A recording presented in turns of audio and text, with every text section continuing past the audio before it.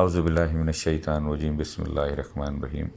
آج ہم آپ کو ماہ رجب کی فضیلت اور تاریخی واقعات کے حوالے سے بتائیں گے کہ ماہ رجب کو اسلام کے ظہور سے بھی پہلے سے حرمت والے مہینے کا درجہ حاصل ہے، اور اس مہینے میں جنگیں رک جایا کرتی تھیں۔ اس مہینے کئی اہم اسلامی واقعات پیش آئے ہیں۔ اسلامی سال کے 7ویں مہینے کا نام رجب المرجب ہے، اور اس نام کی وجہ تسمیہ یہ ہے کہ رجب ترجیب سے ماخوذ ہے، اور ترجیب کے معنی تعظیم کرنا ہے۔ یہ حرمت والا مہینہ ہے۔ اس مہینے میں جدال و قتال نہیں ہوتے تھے، اس لیے اسے الاسم الرجب کہتے تھے کہ اس میں ہتھیاروں کی آوازیں نہیں سنی جاتی۔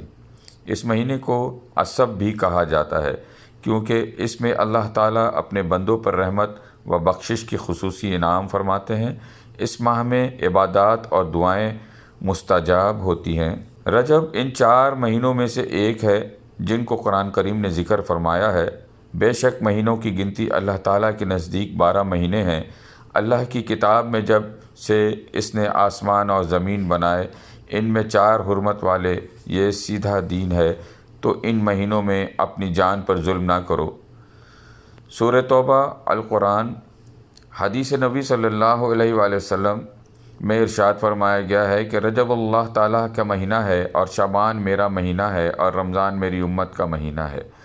یہی مہینہ معراج النبی صلی اللہ علیہ وآلہ وسلم کا بھی مہینہ ہے، یعنی اس ماہ کے 27 تاریخ کو اللہ تعالیٰ نے ہمارے نبی کو آسمان کی سیر کرائی اور ملاقات کا شرف بخشا۔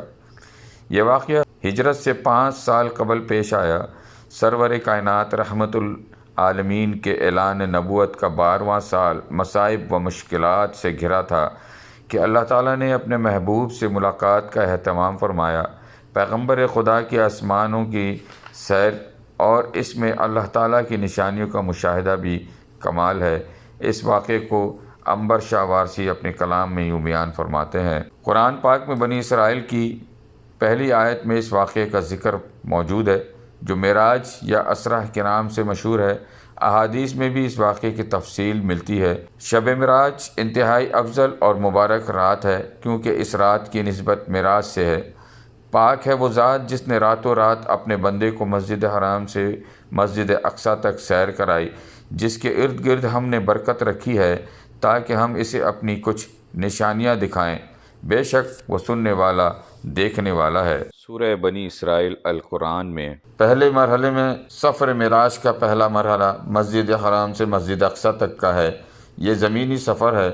دوسرے مرحلے سفر معراج کا دوسرا مرحلہ مسجد اقصیٰ سے لے کر سدرۃ المنتہا تک ہے، یہ کرہ ارضی سے کہکشاؤں کے اس پار واقع نورانی دنیا تک سفر ہے۔ تیسرے مرحلے سفر معراج کا تیسرا مرحلہ سدرۃ المنتہا سے آگے قاب قوسین اور اس سے بھی آگے تک کا ہے۔ چونکہ یہ سفر محبت اور عظمت کا سفر تھا، اور یہ ملاقات محب اور محبوب کے خاص ملاقات تھی، لہٰذا اس روداد محبت کو راز میں رکھا گیا۔ سورۃ النجم میں فقط اتنا فرمایا کہ وہاں اللہ تعالیٰ نے اپنے محبوب صلی اللہ علیہ وآلہ وسلم کو جو راز اور پیار کی باتیں کرنا چاہیں وہ کر لیں۔ سبحان اللہ۔ علماء اسلام کے مطابق معراج میں اللہ تعالیٰ سے ملاقات روحانی نہیں جسمانی تھی، جسے آج کے جدید دور میں سمجھنا مشکل نہیں۔ شب معراج میں نفلی عبادات انجام دینا احسن اقدام ہے، لیکن اس رات کو ملنے والے تحفے نماز کے سارا سال پابندی بھی اللہ تعالیٰ کی پیروی کا ثبوت ہے۔ ماہ رجب میں پیش آنے والے چند اہم تاریخی واقعات آپ کے سامنے رکھتا ہوں۔ تاریخ اسلام میں ماہ رجب میں متعدد تاریخی واقعات پیش آنے کا ذکر ہے۔ ان میں سے ایک ہجرت حبشہ اولا ہے، جب مسلمان اہل مکہ کی سختیاں برداشت کرنے سے عاجز آ کر باذن اللہ کے رسول عازم حبشہ ہوئے۔ جب مسلمان اہل مکہ کی سختیاں برداشت کرنے سے عاجز آ کر باذن رسول اللہ صلی اللہ علیہ وآلہ وسلم عازم حبشہ ہوئے، اس قافلے میں باختلاف روایت 12 مرد اور 4 عورتیں تھیں۔ سیدنا عثمان بن عفان رضی اللہ تعالی عنہ قافلہ سالار مہاجرین تھے۔ یہ سن 590 کا واقعہ ہے۔ سریہ عبداللہ بن حجش الاسدی اسی ماہ رجب میں ہجرت مدینہ سے کوئی 17 ماہ بعد پیش آیا، جس کا ذکر ہم پہلے بھی کر چکے ہیں۔